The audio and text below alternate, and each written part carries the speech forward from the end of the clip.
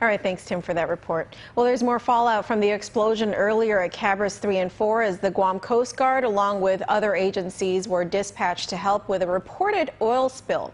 The Coast Guard is still responding to an oil spill resulting from the explosion and fire at the Piti power plant earlier this morning. This, according to a press release. The Coast Guard implemented a safety zone and issued a marine bulletin advising mariners not to transit Piti Channel and the Gerberville area in order to prevent further spread of the oil. The safety zone has since been lifted. However, a broadcast notice to mariners is still in effect for a small inlet south of the Piti power plant, eastern end of Piti Channel.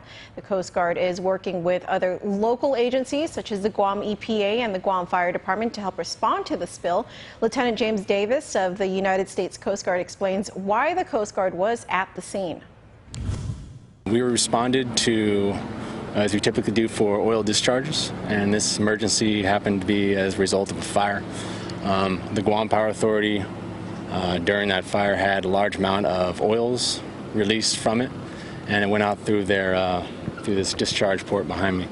As they enter the water, we're thinking this large amount, we're ensuring that the responsible party, which is the Guam Power Authority, cleans up the oils. As they've done, they've hired several contractors who've already put out resources such as boom boats, and we're here to basically regulate and make sure that that cleanup is done properly.